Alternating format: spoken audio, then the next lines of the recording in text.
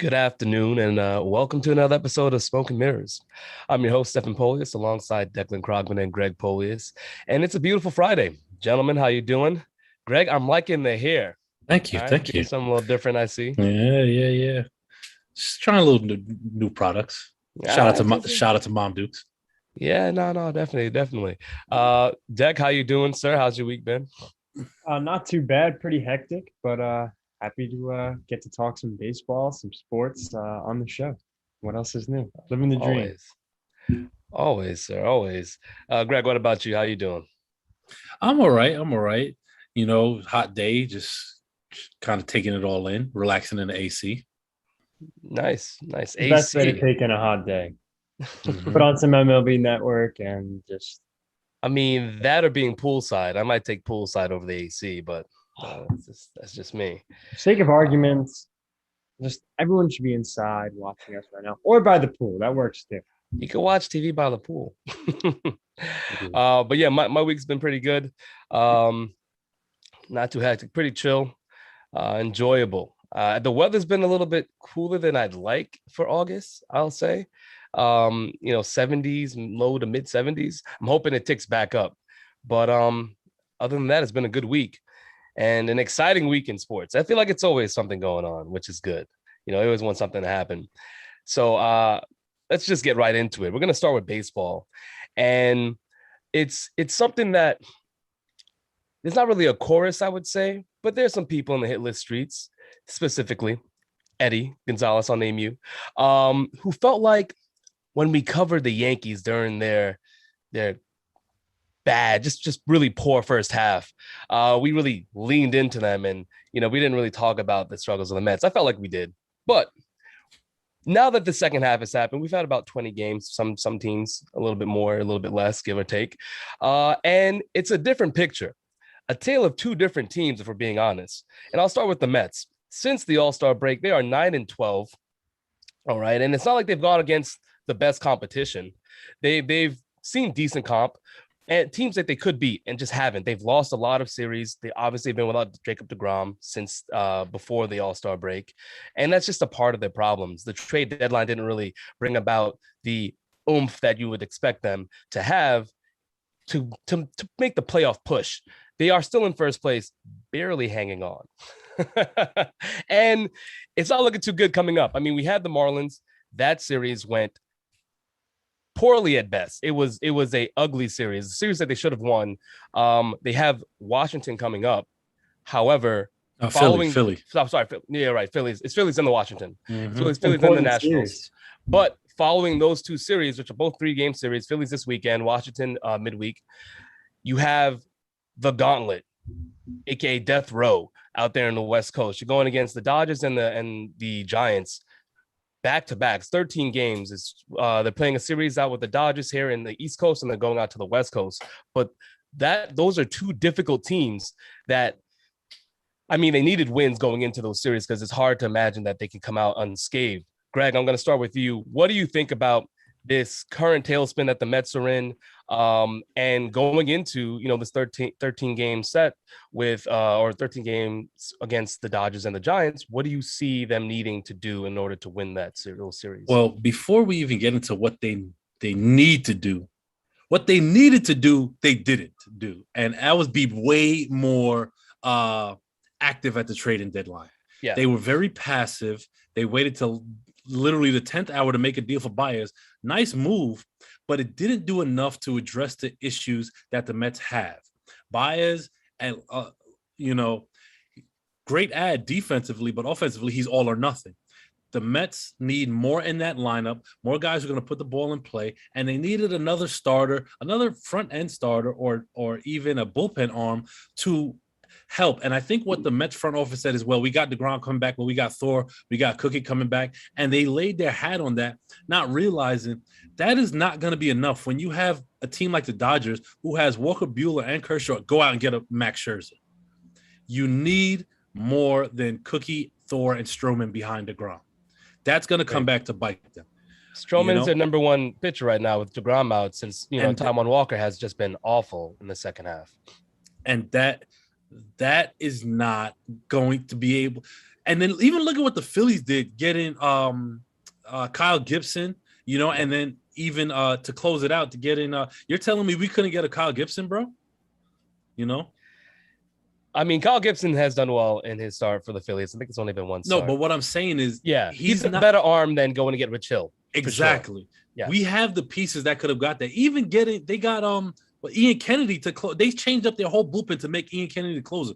The Phillies, as much as I can't stand them, what they did, they went out there and said, we can take this division. We're going to put moves forward to do that. They addressed the needs they had, and they got Gene Segura coming back, and they're poised to make a run if we don't start hitting with runners in scoring position. That is our biggest issue. I mean, it's a wide open NL East for sure. It is. Deck. Hold on. I'm sorry, Greg. Finish your point. I want you to finish your point. Yeah, and the biggest issue I have is not necessarily our starting pitching.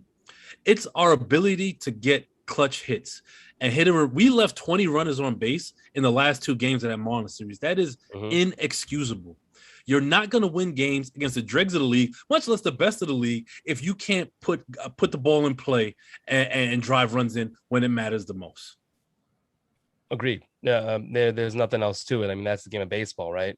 Trying to put up the most runs, and if you have opportunities to do that and you fail, then you're just not you're not getting the job done. But Deck, what are your thoughts on our Mets? First of all, I'd like to congratulate my boy Josh Allen and the Buffalo Bills. News just broke about 3 minutes ago. We just got a 6-year, $258 million contract. I think $150 million guaranteed.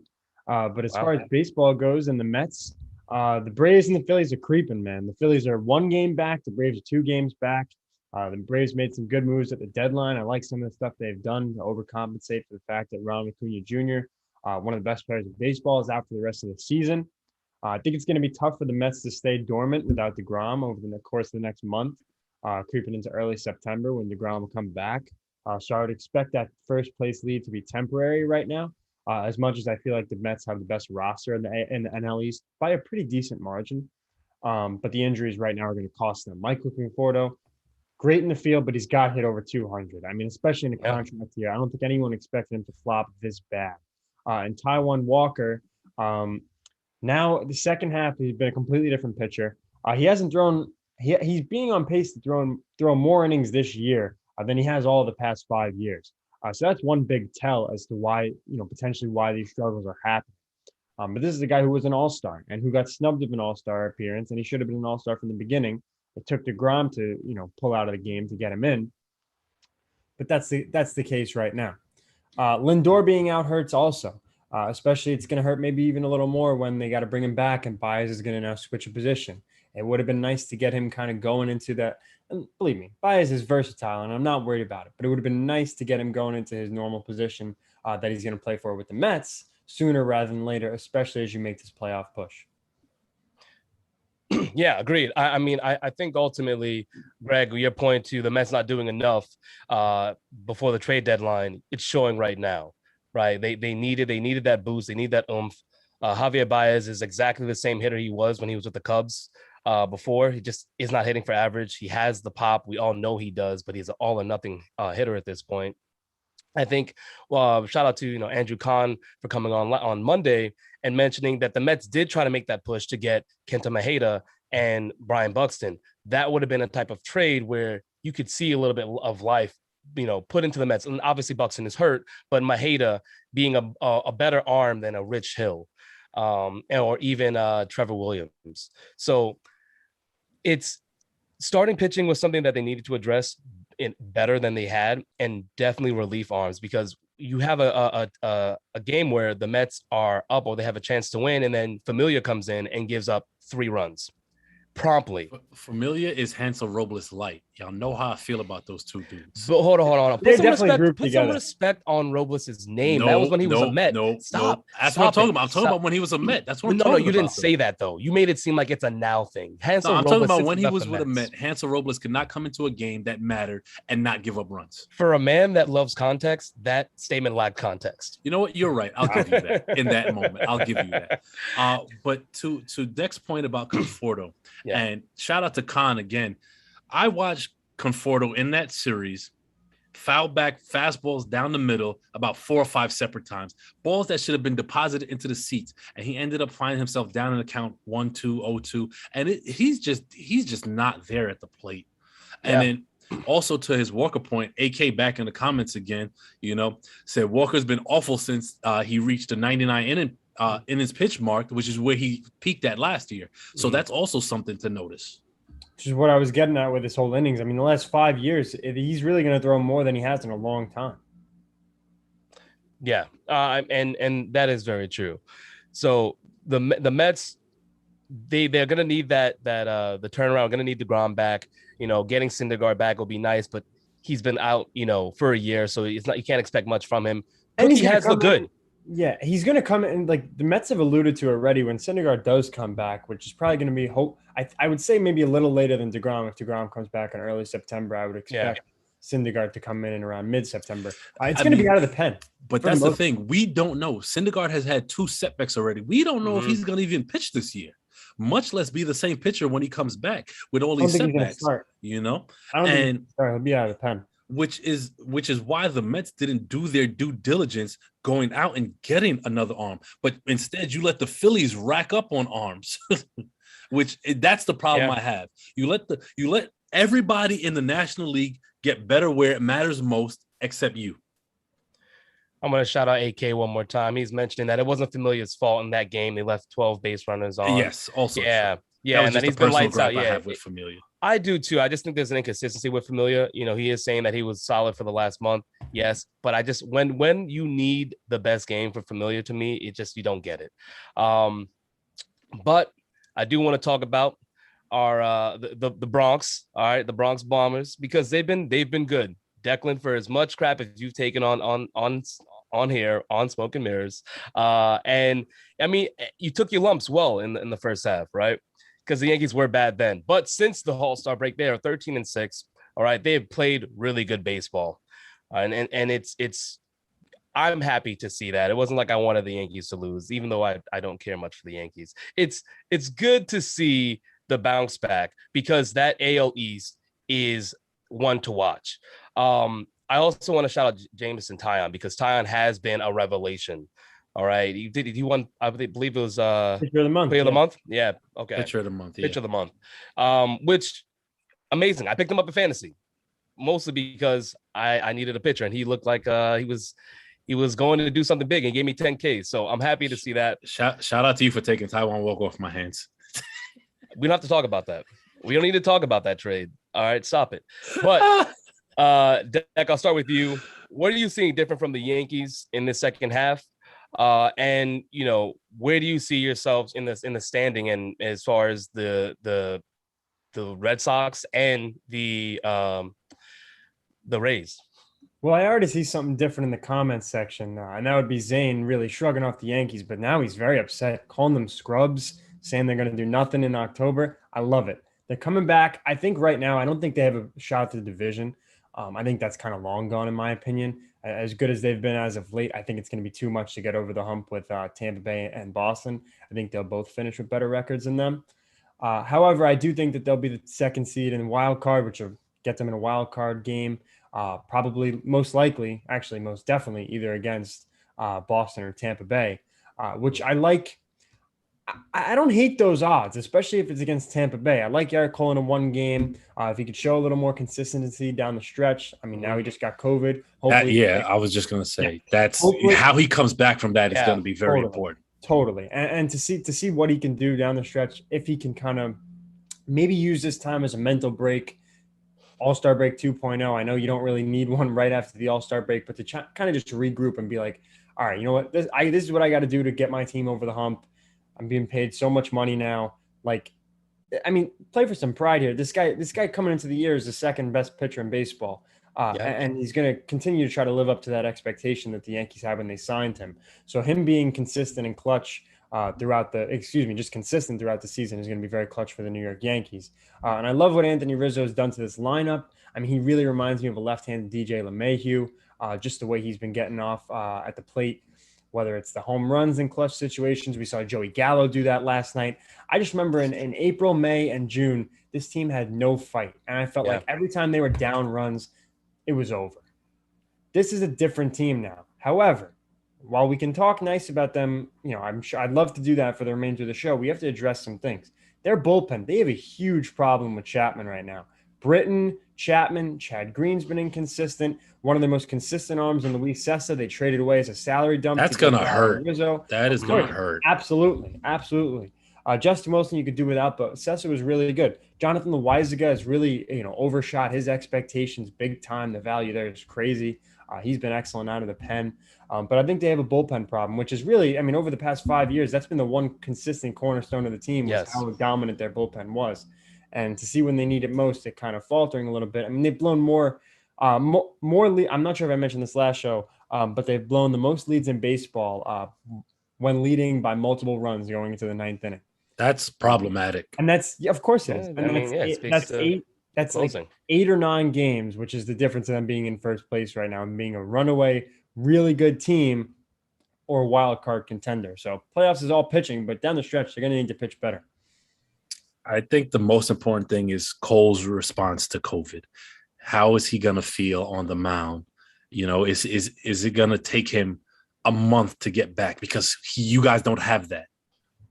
Yeah, no, yeah. I don't think it's gonna like a month. No, when I say a month, I don't mean get back into stride. Understood. Okay, because you're right. The weakness is the toughest thing to come back from. Building up those muscles that you need to pitch. It's gonna take him 3 or 4 starts for that, right, depending on how bad he has it. Well, it didn't take you too long because you got a sub-3 ERA. It took me about a month and a half. Okay, so. All right. It took you about a month and a half then. I'm hoping that it's mild. I haven't heard anything about his symptoms. I heard some stuff about Gary Sanchez having symptoms, which of course you don't like to hear. But hopefully him and Montgomery can really get back on the horse and just, hey, it's crunch time. I believe are they 2 games out of the wild card behind? Game and a half. It is a game and a half now. Yeah. So hey, they took the Orioles series. They can take the Seattle series. They already got game 1. My expectation in them is to get 1 or 2 left, hopefully. I'd love to see a sweep. They got Luis Gil going on Sunday, which is going to be – oh, wait, is it a 4 – I think it's a 4-game set, no? Where? A Seattle? 4-game set against Seattle. Yeah, it's 4 games. Yes. And Seattle, believe me, Seattle's no pushover. They're a good team. Steph, got to give you your flowers there. No one expected them to compete. But they're in the I was laughed at. Well. I was laughed. You were. I was one of them. I'm guilty. I definitely laughed. I know you were. Did someone pick the Royals? I know you did. I picked the Royals. Yeah. I think I picked the Royals as like a sleeper wild card team. Yeah, they haven't been horrible this year. I think they've actually done better than we expected. But I had the White Sox winning that division, and it looks like they're gonna run away with it. I think everyone had the White Sox when we did that prediction. I think I took the Twins, which I think you might have actually. I should have took the Twins as like my sellers or something, but nah, atrocious. Yeah, I would agree. But for every point you made about the Yankees, I do think you are correct. Being a game and a half out, like you're in it, right? Before the All-Star break, it was like, man, everyone was down on them. Chuck, shout out to Chuck. Chuck didn't believe in his Yankees at all. And there's a chance now. The bullpen is a huge area to address. Hopefully through waivers, you might be able to pick somebody up. That's what I was hoping for the Mets to do. That's some good young arms, though. Steven Riding showed something in his debut. Not that we're gonna, bank on rookies that are making their debuts. I see it in the comments section. Our boy Andrew said it. Greg is agreeing with him.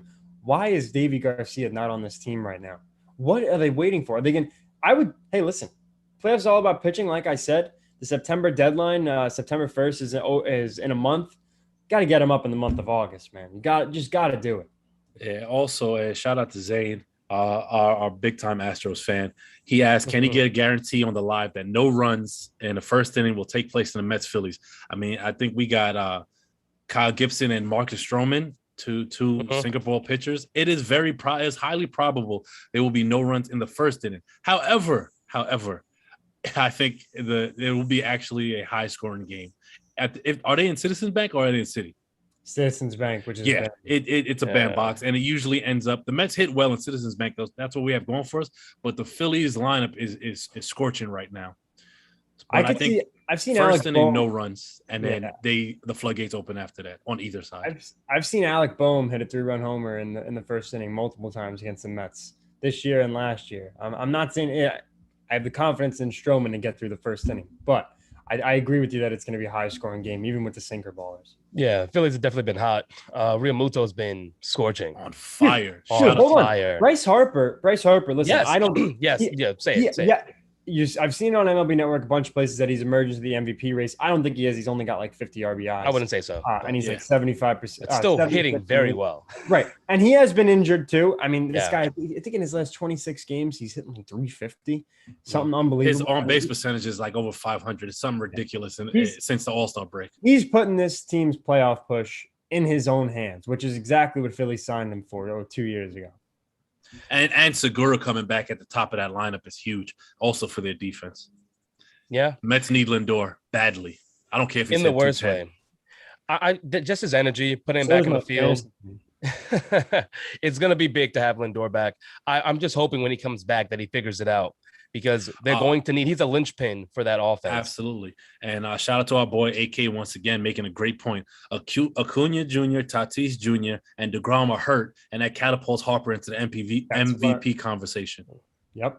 I mean, I agree with him. I think he's top 3 for the moment. I mean, I think if DeGrom can get back in early September and really just start, he has to deal. He has to deal. Yeah.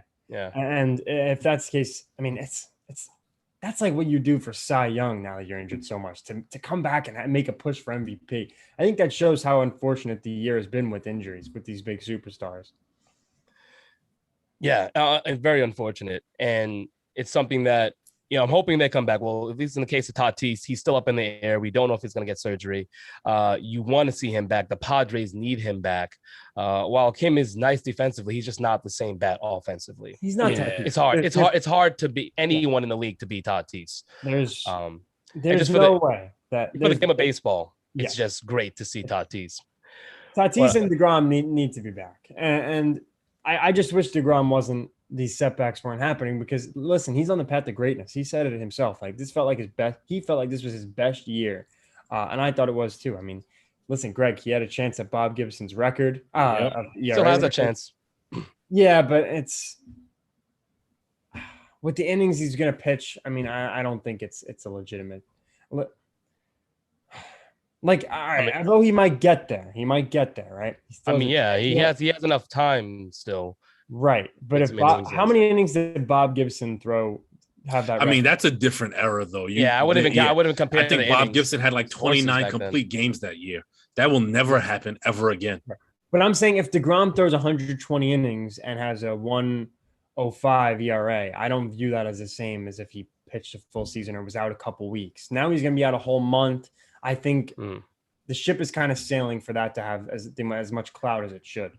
I think it's going to come down to what he finishes with. I don't think the ship is sailed yet. It's more so like, what is that number and what is the ERA when he finishes? We're going to have to see it. I wouldn't just say, oh, yeah I guess we'll revisit it when it happens. Yeah, DeGrom is currently at 92 innings. You figure if he comes back September, he has, 3-4 starts? Mm-hmm. And he'll be over 120, I don't know, man. They really deal with him with kid gloves. Like, we've seen him come back from injury and throw 5 innings. Like, I could see a solid 6, but in this season they have definitely limited his innings. So if we're talking about 5 innings, I could see that 5 innings. Even if I would hope that they limited his innings for this moment coming up. Limit his innings on the front end so that they'll have him for longer stretches on the back end of the season. Well, the way the bullpen has been, the way the bullpen has been, I don't know. I mean, when his first game back, yes, you want to see him, especially in the rehab starts. He's going to have rehab starts. You want to see him build himself back up. More Chick-fil-A for St. Lucie Mets. But yeah, you don't want to leave the game into the bullpen's hands, especially if DeGrom if his pitch count's good. It wouldn't make any sense because every game counts, especially in that division. Seeing how, you have the Phillies, you have the Braves that are like just ready to take first place from the Mets. So we'll see. I do still think that there's a chance that he can beat Bob Gibson. But like you said, Deck, and I agree with you, the amount of innings will be a major factor in whether or not people consider it legitimate. Yeah. Even without that, Andrew, though, he's been amazing. My favorite pirate in the comments section, Andrew Kahn, is saying DeGrom won't qualify for the ERA title either. He also came up with a great stat. He said 180 innings pitched is the lowest in history for a Cy Young. Blake Snell did it a few years ago. I think there can be an exception made if he continues to dominate the way he did. An exception made for Cy Young or for ERA? Cy Young. Okay. Yeah. Yeah, I mean, who probably else? not. Who else? Like realistically, right now, I know we're going off on a tangent, but Yeah. who is a Cy Young favorite besides DeGrom in the National League right now? Is it Walker Buehler? Like, I'm trying to It think. Of has to Has to be be Walker. Walker Buehler. It has to It be has to Walker. be Has him. to be. Right? I guess him, or maybe you could say Zach Wheeler is in that conversation too. By the way, and I shout out think Brody Van Wagenen. Could you imagine if Zach Wheeler was still in the Mets? I mean, that is a guy that would be. I mean, they did him dirty. They did not. He wanted to be here, and they did not want to offer him the money to stay. Yeah. Yeah. Imagine that team. Like that is a guy that would gel perfectly. That is the guy. That is the complete X factor that this team would need in the rotation to make a playoff push. I mean, what did Brody Van Wagenen say? We felt like he was parlaying 2 half a seasons together or something like that.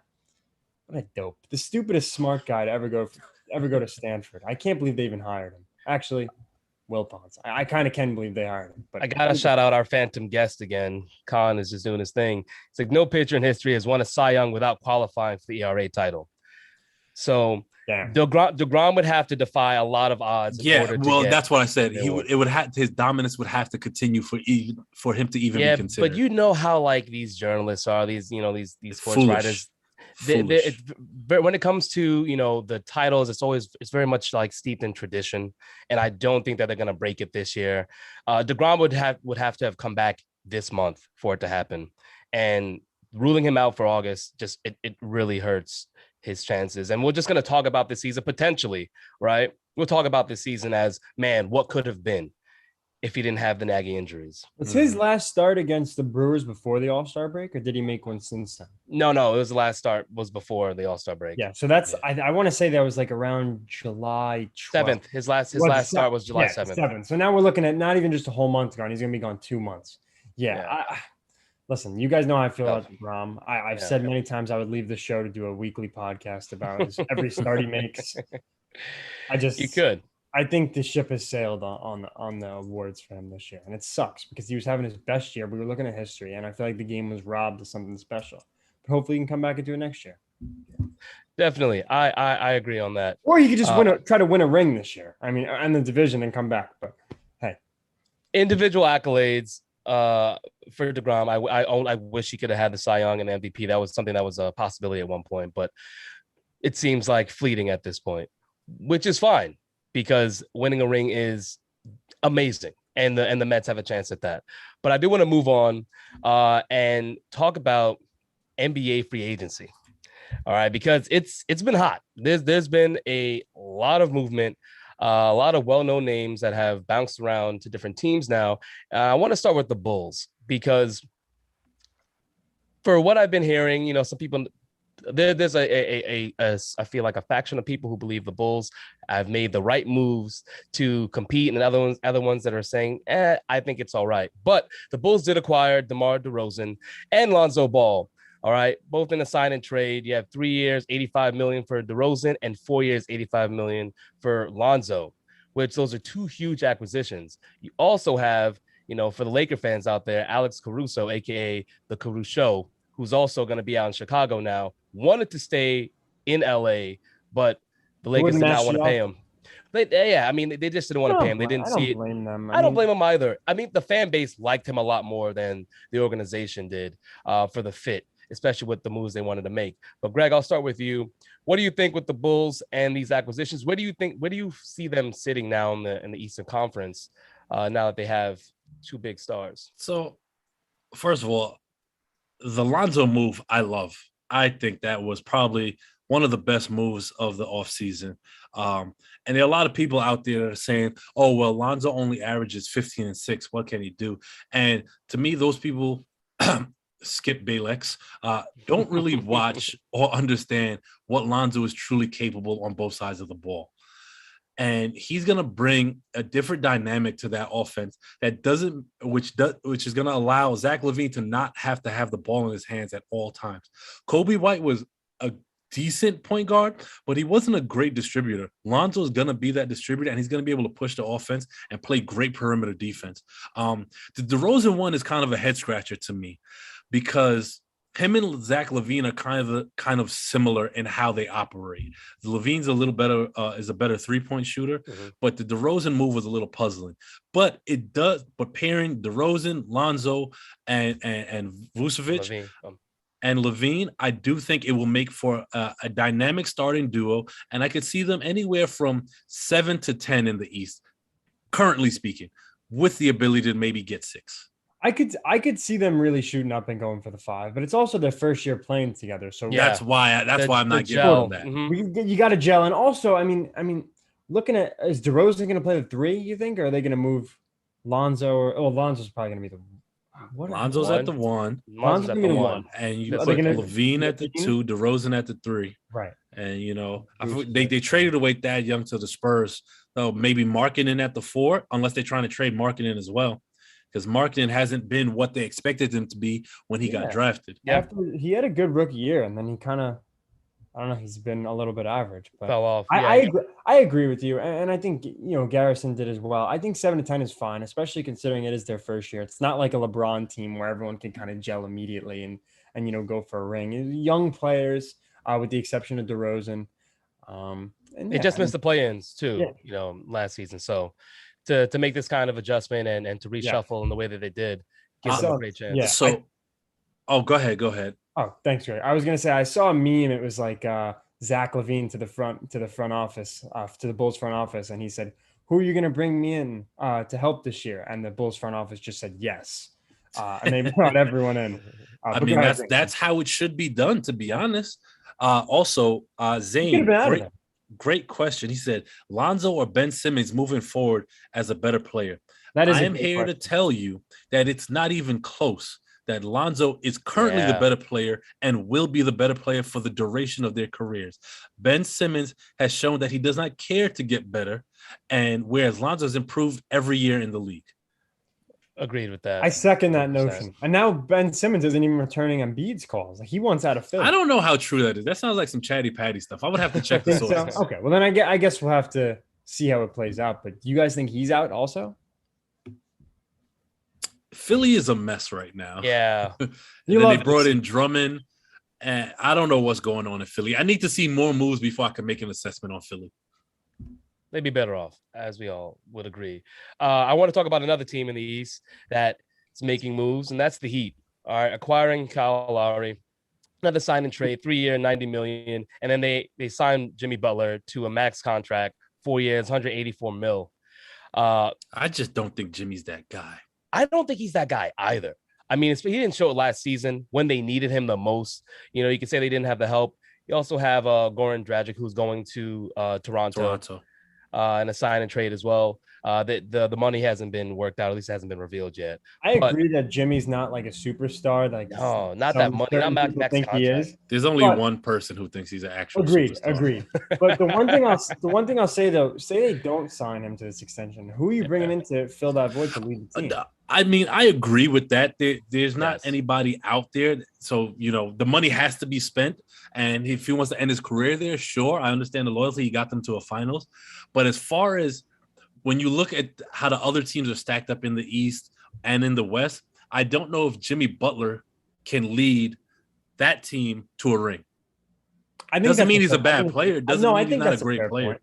I just don't think he has what it takes to beat the other guys out there. Yeah, I think that's a fair point. I just think the Heat did get some help with Kyle Lowry. I think as maybe mid-season they're going to have to make a move. I think that they're going to need a little bit more to make a push at the playoffs. The Bam Adebayo has to be better on a more consistent basis, and Tyler Hero also, because he had a nice year. He was absent. He was absent. Ever since Jack Harlow released that song about him that was fire, he's been terrible. His jumper's been non-existent. I mean, he's got to get it together. But there is some other big trades in the NBA. We saw Russell Westbrook movement, which we're gonna get to that. We're definitely. Anthony Velarde, shout out to our guy Anthony Velarde from way back in the day. I'll get to you on the Florida stuff. Don't worry. But he asked, how much better is Lowry than Dragic at this point? And I think that's a disrespectful question. Supremely disrespectful. Little bit. Lowry is head and shoulder. Goran Dragic is a role player at this point in his career. Mm-hmm. And he can't stay healthy either. Yeah, it's Yeah, not the Suns Goran Dragic anymore. not at all. So there was one other trade that not under the radar, but as you mentioned, Russell Westbrook did get moved to the Lakers, and we're going to talk about that. But who the Wizards picked up, or who they were targeting to replace Westbrook, to me was interesting because Spencer Dinwiddie Yes, is now a Wizard, and that was yeah, a big trade. So huge. the Nets didn't want to go over the luxury tax, so they couldn't sign him to then trade him. So they really had to make some things work. He has a 3-year, $62 million contract. It was a multi-team trade between the Wizards, Nets, Spurs, Pacers, and Lakers. All right, a lot of moving pieces. The Nets ended up receiving a 2024 second round pick and a 2025 draft swap with the Wizards. But Dinwiddie getting his money after being out all season. Did he play a game? He was hurt. No, He he was tore hurt. his ACL. Yeah, He he was played hurt. Yeah, towards I say I wasn't sure if he three played a game. games, maybe. Yeah, barely any games, but getting his bag. Congrats to him. Totally. And the Wizards really looking to reshuffle and pairing him with Bradley Beal. You want to talk about getting the bag? I mean, remember I saw something from ESPN this week. It was the 2018-2019 net score is now worth over $400 million between D'Angelo Russell. He got his 117. Jared Allen. Yeah, Jared Allen got 100 mil. Joe Harris got 75. Karis LeVert got 52 and a half. Yeah. And then Dinwiddie got 60. So that's crazy. That was a fun team to watch. But yeah, and I think that's my bet. I think we covered the Russell Westbrook trade on Monday. This week, we didn't mention it, but we didn't mention it. all the this week. parts. It's not like a flash. I mean, I think Russell Westbrook got traded on the same day Scherzer and Trey Turner got traded. But yeah, hey, yeah, no, like I said, we're gonna talk about it a little bit more at length. We'll let it play out. But let's Greg, let it marinate. Exactly. Everyone loves a nice marinated meat. Yeah. Greg, what do you think about this Wizards move to get Dinwiddie? Does it improve their team? This retooling?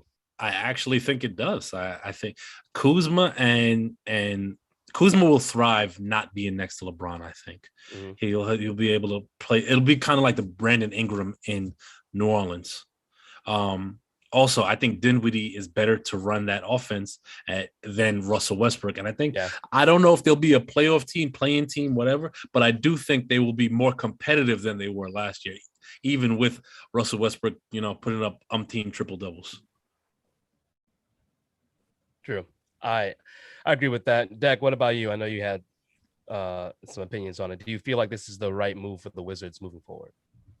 To get rid of Westbrook? I mean, to improve their team, not just right. I think that as a whole, I'm not a huge fan of Kyle Kuzma, but I don't think he's chopped liver. I think they can move.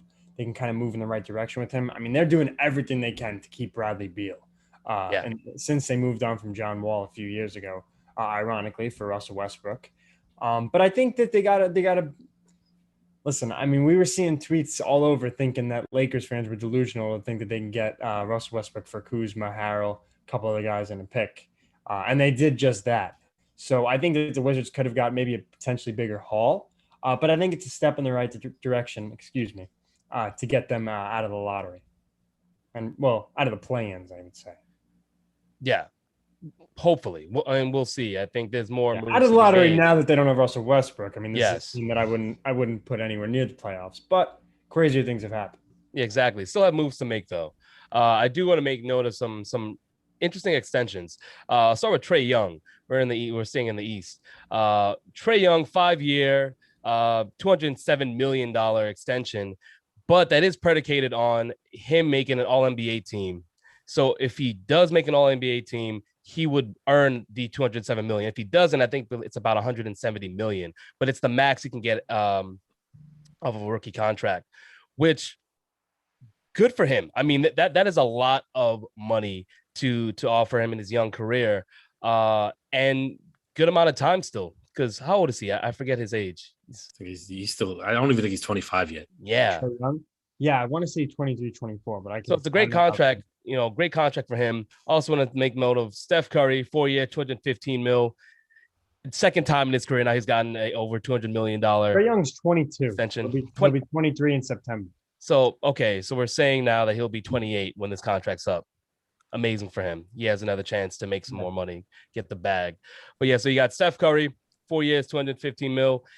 So the way that contract is set up, it's backloaded where his first year is 48 million, but in the last year he's making 59.6 mil. So it helps them, maneuver some money a little bit more.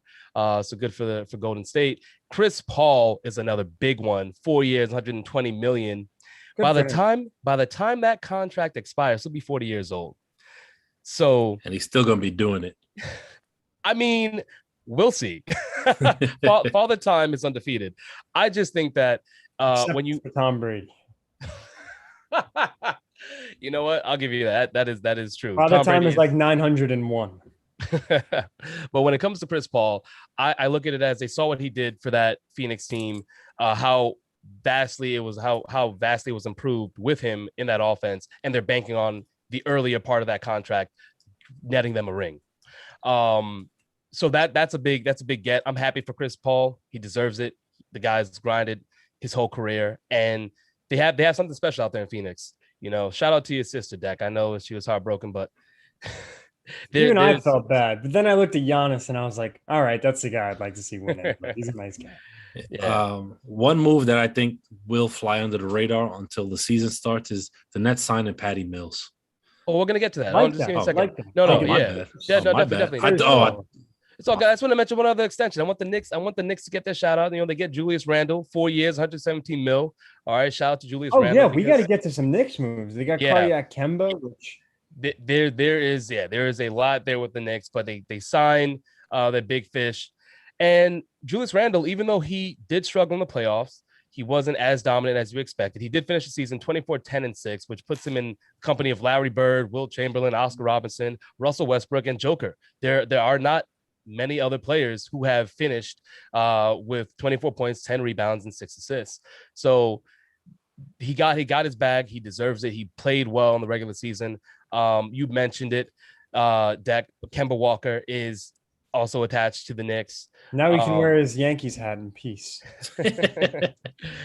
But Greg, I do want to mention now. So the Nets did sign Patty Mills, and you were saying underrated, flies under the radar. Yes. What do you feel about this trade? Because they did lose Jeff Green. So that is going to hurt, but re-signing Blake, I think, kind of makes up for that, especially since Blake decided to prove me wrong, especiay, and show that he could still jump. Because he was clearly tanking in Detroit. But being that you have to account for, whatever amount of games Kyrie's going to miss early on, or Harden, or any of the big three for injury, having a capable backup point guard like a Patty Mills to run the offense is going to be key. Agreed. I feel that. I mean, also re-signing Bruce Brown, which I know he had times where he wasn't present, but another talented player. Having him back is huge. Deck, what do you feel about this addition of Patty Mills for the Nets? Yeah, I think it's good for the Nets. They get some of the Spurs core that won some championships under Greg Popovich. Always good to bring in a winner. I like to bring in those older big men. I think Mills is about 31, 33, somewhere in that range. So he's going to be a nice addition for them. Nice bench player. It's someone that they're going to use, as a role player down the stretch. Nice veteran presence on a team that is, the favorites to win the title in the Eastern Conference next season. So I think it's a good move. I don't think it's the most, crazy difference maker move, but I agree that it flies under the radar. So I do want to mention, because we talked about the Knicks a little bit. Greg, I know you have opinions on this. I want to start with you. The Knicks have Julius Randle extended, Kemba Walker, and then they offer a contract to Evan Fournier.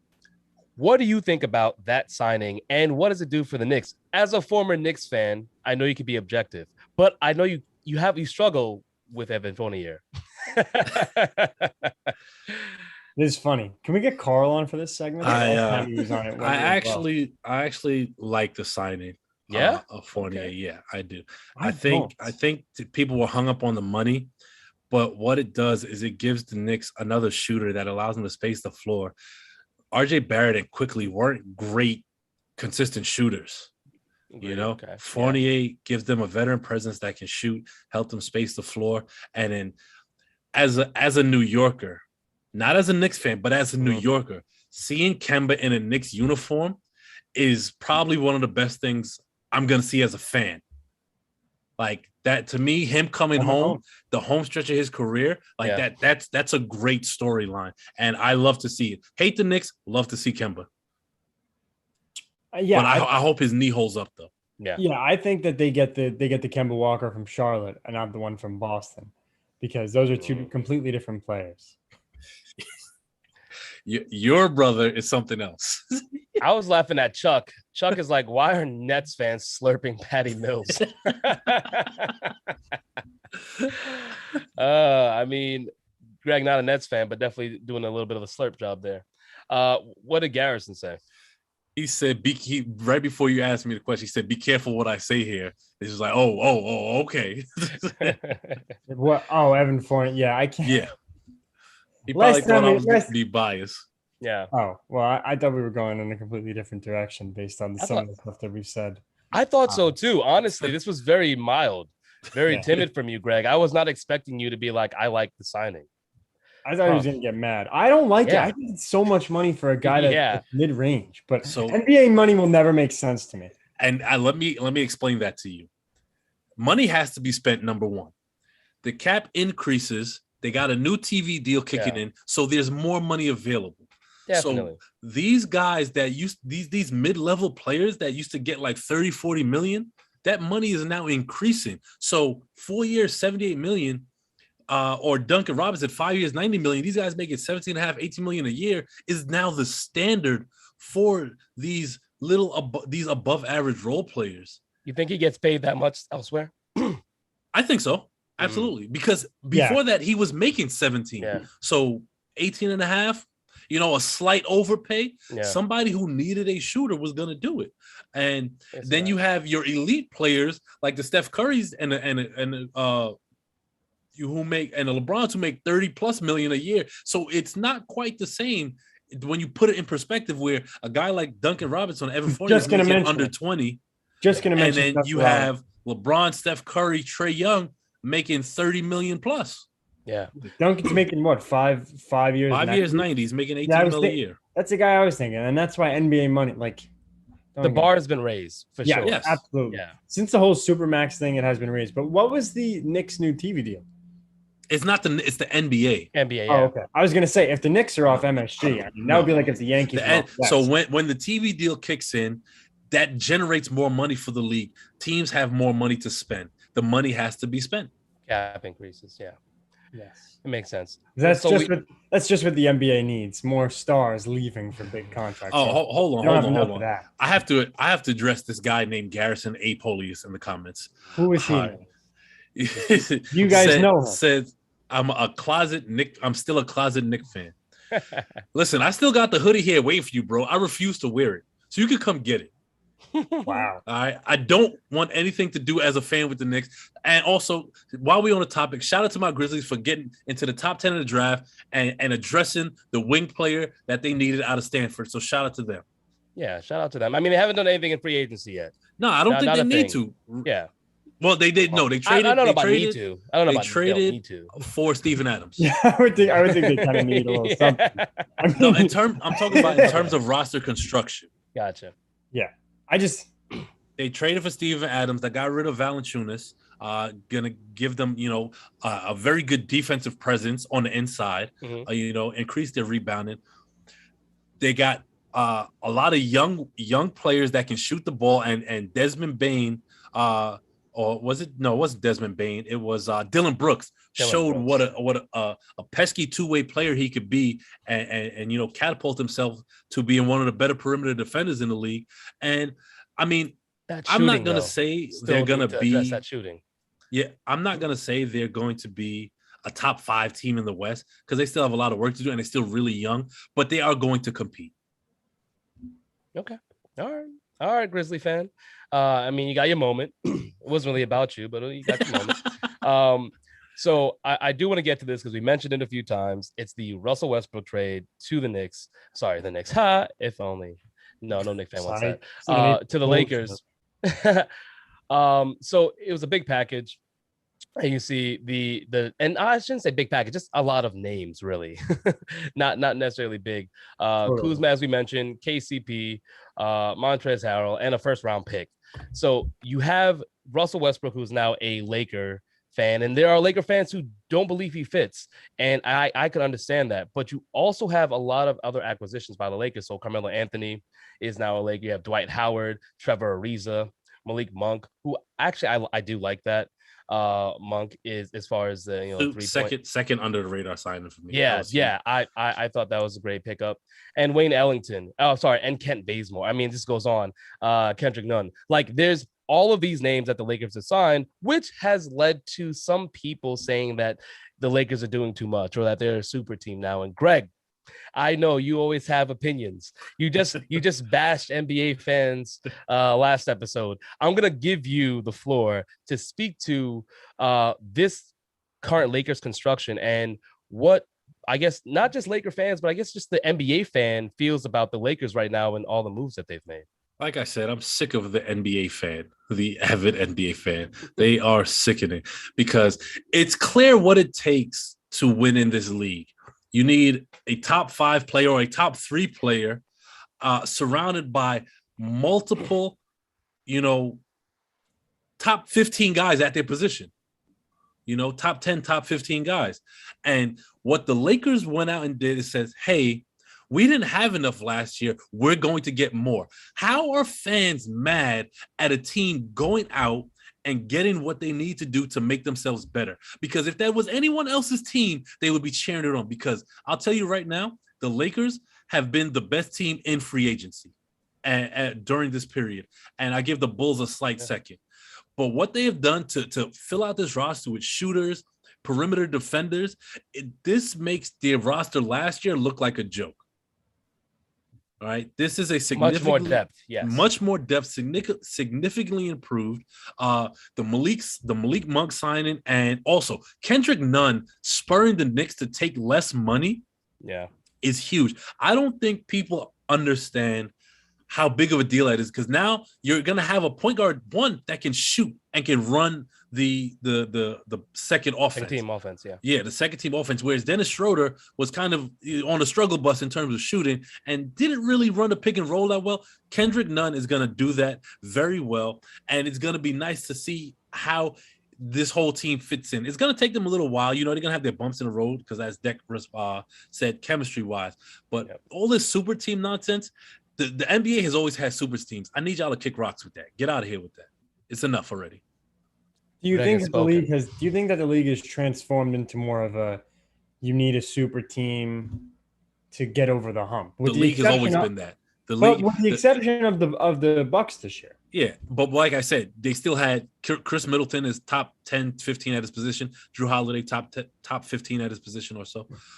But what I'm saying is, the NBA has never been a league of parity, ever. You look at the 60s, and it was the Lakers and the Celtics. 70s, you had the Sixers. 80s, you had the Celtics again. But it's never the 90s, the Bulls. You've never had where in the NFL, you look like Tampa Bay won. When's the last time they won a Super Bowl? 20 years ago? You don't I was born. Yeah, you don't have that in the NBA. So this whole notion of, these super teams are ruining basketball. Get off your high horse. Super teams have always. Charles Barkley was drafted to a team that had Moses Malone and Dr. J. You see what I'm saying? Mm-hmm. Like, super teams have always existed. And you guys as NBA fans need to just accept that this is what the NBA is and what it would always be. Well, there. Deck, well, all right. Deck, I don't know if you want to follow that up, but I just think the league doesn't have the parity that it used to. While I agree that it is a super team oriented league, I think it doesn't have the parity that it did 10, 15 years ago. But I will concede that, back in the Magic Bird days and the Jordan 90s era Bulls days, there wasn't as much parity. But I feel like even the Cavs and the Warriors, I think that kind of created a little bit of a switch as of late. No, it's just a different era, because you can't say in one breath that the Lakers and the Celtics, I know, but no, but that's in the 70s and 80s. I'm talking about, but in the 2000s we saw more parity than we did. No, we didn't. I thought we did. We didn't. The Spurs and the Lakers. That was it. Hey, I mean, Spurs won Yes. five The rings Magic across the that. Magic going to the finals. I But mean, here's we the saw thing. new teams. Here's the thing. The outliers are not the rule of thumb. You have outliers in Fair. everything. Fair. Mhm. That's The fair. majority- I can agree with that. Yeah. I can agree with that. Like when Jordan retired, he Conspiracy theories. yeah. You know, you had the Magic, the Rockets, and the Knicks. After that, what happened? He came back, it's back to the Bulls again. You know? So you have your one-offs here and there. This year was the year of the one-offs because we had our injuries. But with everybody healthy next year, you're going to see some similar faces. I think that's a big thing to bank on, though, is everyone being healthy. But I think that plays into your hand of there's still parity in the league. A correct offseason. Also, I got some words for Garrison when I show up to work later, talking about I'm one of those awful NBA fans. But then backtracked it, and Michael Jackson did real quick, talk about, he's speaking facts now. You were something else, kid. You were something else. Well, now that you mentioned Garrison, I do want to shout him out because what we're moving on to is USA's men's basketball team.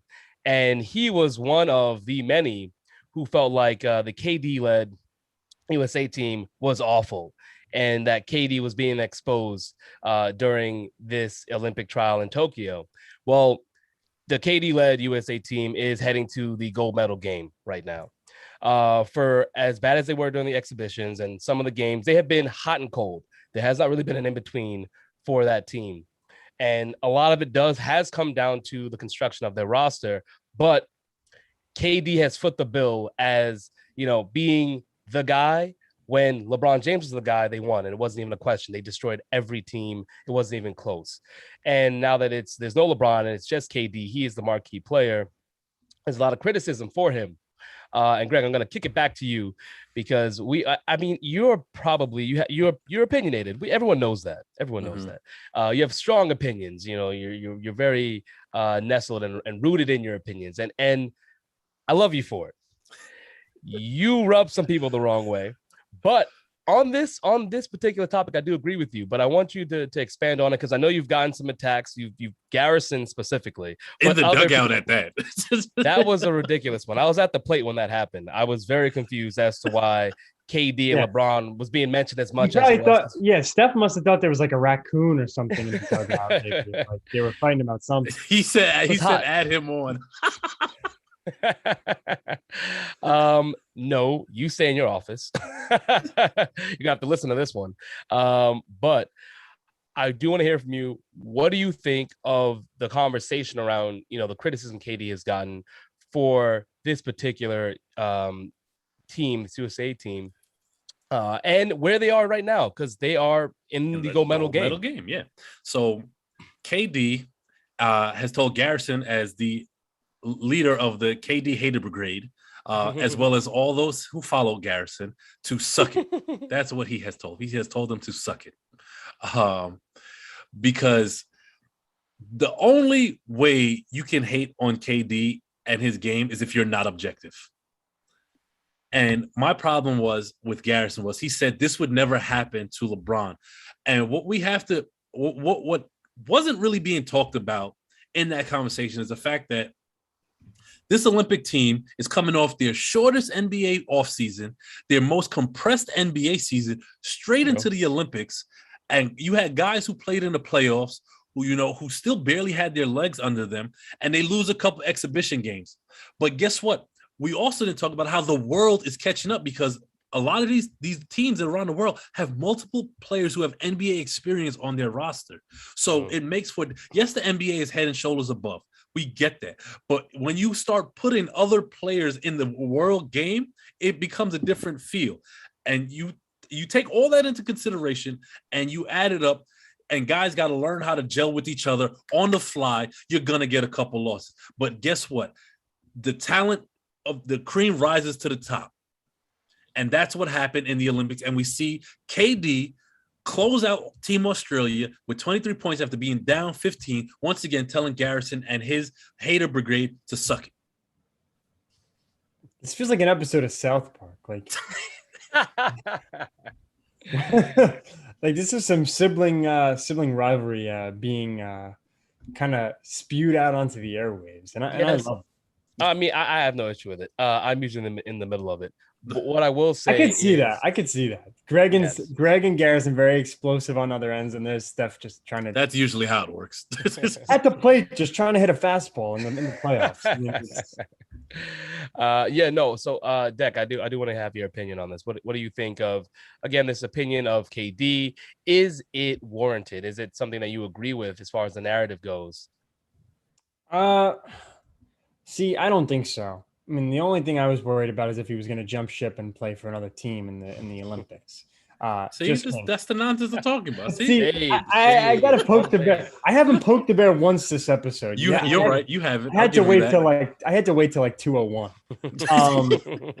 Come on. But no, I agree with Greg in this case. I don't think I think this was compared to other Team USA teams, this wasn't the best, but it'll be enough to get them over the hump. And I like them here. I think that KD is a leader, contrary to popular belief, and I think he can do it for them. He gets it done time and time He again. does, of course. As He far does. as He's strong contributing in the playoffs. Olympics. Yeah, like he wasn't the reason why they lost that Bucks series. You know, I mean, maybe because his foot was on the line, but he wears like size 18 sneakers. Like, let's calm down. As you mentioned, Deck, we are at 201. I do want to start wrapping up, but there's one other thing I want to cover as far as the Olympics goes, because this Olympics, more than any other in the past, we've seen athletes coming out and speaking to mental health and their mental health. Specifically, Simone Biles. You have Sha'Carri Richardson as well. Those are two Black athletes, female athletes that have, in one case for Simone Biles, stepped away because of mental health reasons and killed for it. When it comes to Sha'Carri Richardson, it was the loss of her mother and, smoking weed, smoking marijuana in order to try and cope with that. But there's a lot of stress and pressure put on any Olympic athlete, because if you think about it, you're representing your country. This isn't like you're back home and you're representing your team, which is for your state or your city, whatever it might be, and you feel pressure. You're now representing a whole country, which most of us cannot even fathom. And we're lucky enough that we're in a country, I mean, when I say we, as in America, where if you lose or if you win, like, yes, you celebrate if you win. If you lose, you might get some flack. But there are some other countries too where if you lose, you might not be able to go back home. So that's the kind of pressure that Olympic athletes have to deal with. And we're talking about people who at some points are 18, 19 years old, and they're dealing with the types of pressure that we wouldn't expect at those ages. Even if you're older, it's still very tough. And what I'm happy. What makes me happy, a silver lining for me, is that these athletes are feeling comfortable enough, especially these marquee athletes, because Simone Biles is the greatest gymnast to ever do it. Period. She is just amazing. The history of the world. Yeah, exactly. The medal count is one thing, but just when you see her, but this notion that, as fans of sports, we put this pressure or this idea that, oh my God, how could they fail, or how could you not win, in these big moments? We just have to stop. We need to stop and understand that if we were given that same opportunity, we would not even come close to what they're doing. These people sometimes are training their whole lives for these moments. And it should be celebrated, whether it's the gold medal, silver, bronze, or they didn't make it at all. The fact that they're there and they're competing is phenomenal, and we should have an appreciation for them more than because we love to tear down. It's very easy to tear people down, but celebrating them for representing their country in such a big moment, especially given this moment coming off of the pandemic, still in the pandemic, people that are getting contracting COVID while they're out there. It is not easy. You're adding that stress on top of their own personal life, stresses. So I wanted to make a note of that. Deck, I want to start with you. As far as, what you've seen in terms of the Olympics, and again, this pressure, what do you feel like? Because you're an athlete as well. So I think you can understand where some of these other athletes are coming from when it comes to the moment being so big. Yeah, absolutely. I think that mental health is something that should be, and I like to see it continue to be prioritized Mhm. in sports and in life in the past couple of years more than any other, in my opinion. But I still feel like as a society, it's not at the forefront of where we need it to be. Mhm. Simone Biles taking flack. I mean, people are ragging on her. They didn't even know her aunt died the day Yeah. before. So people a lot, and I think it is like people need to know when to shut up, and I think that's fair. But quite frankly, I really hope that Simone Biles doesn't care about what Joe from Kentucky or Joe from Florida or from New York or from ever what any of these people think. Because if she did, she probably wouldn't be the greatest gymnast of all time. I mean, she's the Jacob DeGrom of gymnastics. But the one Nah, she's better than way better than that. DeGrom. All right, True. Paul. But you True. guys don't understand that how high Yeah. I viewed Jacob DeGrom. Yeah. But the one But she thing, definitely and is greater. there's a little tangent here, but the one thing that kind of pissed me off a lot about what the Olympics has done, and I think the Olympics has failed gymnasts and really just I think they've failed athletes as a whole, especially kind of going back to the whole Shakari Richardson thing, is they put cannabis on a kind of a world stage. Mm. And you got Megan Rapinoe talking about how she uses CBD products. Yep. Her sister made a whole company. You got all these athletes, happen to be white athletes. I mean, it's terrible PR, but that's the way they chose to do it. Mhm. All these athletes coming out and saying that, yeah, we use cannabis. And frankly, I don't blame them because it's the friggin' Olympics. You know how big of a stage that is? Like you said, Steph, this is in the USA where they can go back to their homes and live fine, peaceful lives and be okay without being ridiculed. But there are countries where, you lose, you're disgracing your country in the eyes of the Mhm. people. Yeah. And that's Yeah. unfortunate. But to come out, I think it's It's horrible. tacky, super tacky. Yeah. Horrible. You have one of your best USA relay runners in the 100-meter dash Mhm. sprinter who is not at home, who is at home, not competing in the Olympics because she took cannabis in some form, used Yeah. marijuana She's. in some form Yeah. after the death of her biological mother. And to come out and put the friggin' drug on a world stage and say, hey guys, it's okay to smoke weed. It's okay to do all this to deal with your problems when this is how you treat your Olympians who do the same thing, who weren't on that stage, it's tone deaf at That's on the best, IOC in my Yeah, opinion. because it's they, Horrible. yeah, the IOC is. That's I all was I going have to to say, say. yeah. No, what I was going to say is that CBD is not illegal, right? In the eyes of the IOC, like you can use CBD and they allow it.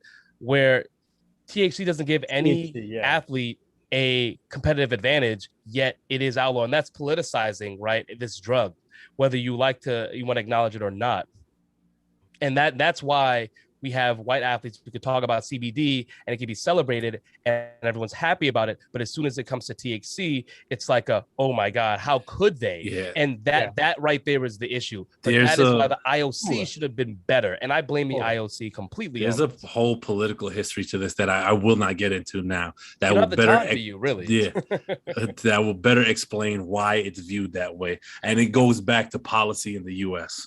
But Mhm. that's neither here nor there. What I will end on is two things. For those of us that play sports, rec league, men's league, whatever, whether it's basketball, football, flag football, baseball, we go hard just to prepare ourselves for our games that in the grand scheme of things don't mean anything. You know, Mhm. even if we win a championship, it's nice, but it's not the same. So just imagine what it's like to train all year round, spend your entire life to compete for your country, to wear your country on your chest, to go and not be mentally prepared and to perform after working that hard and to be absolutely obliterated on social media by people who probably can't even jump over a newspaper. You know? There's a vision. a newspaper, not like a stack. No, a newspaper. Yes, one. You know, Okay. and that could also because I don't care what people say, you pay attention to your social media, and it can affect you. And these people that write these comments don't think about this. You know, so I need us to show our Olympic athletes across all sports, you know, whether it be curling, which is one of my personal favorites, It's fun to watch. yeah, or you know, track and field, which is my ultimate favorite. Speaking of which, we got Japan and USA gold medal baseball final. We got to find out what time that is. You know who's starting that game for I Japan? do not. Masahiro Tanaka.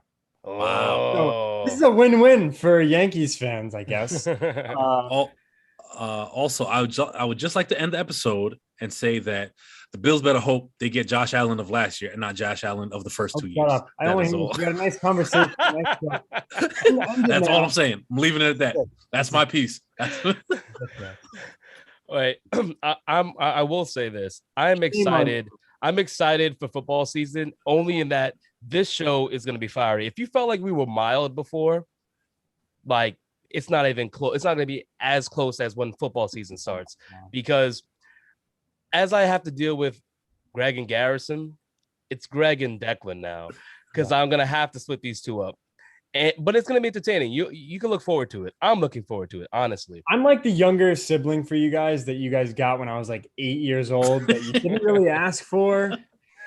But I was like the accident of the family that somehow made its way in. But hey, it makes football season better. It makes it entertaining, and especially when we have our Monday, we're gonna be on Mondays, so we're gonna be coming off of a Sunday night, Sunday afternoon to Sunday night football. Oh man, it's gonna be good. Friday. Wait, I have a yes, true. So after Thursday night, hold on. We make our picks Friday. It's fun. This is live. This was not scripted or staged. This is an on the spot question to my co-host. Okay.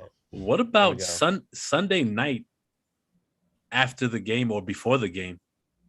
You want us to go live Sunday night? Sunday night before the game. How about you ask that off the camera? you want to make a major change to? Oh no! I'm just asking, something to think about. Hold on. No. It's fair to ask off the camera. You're right. You're right. If we want to change our schedule, that's a major change. You're how we do this. I just thought it would be exciting for Sunday. I don't disagree with you. You are a wild card, my friend. I'd like to get everyone.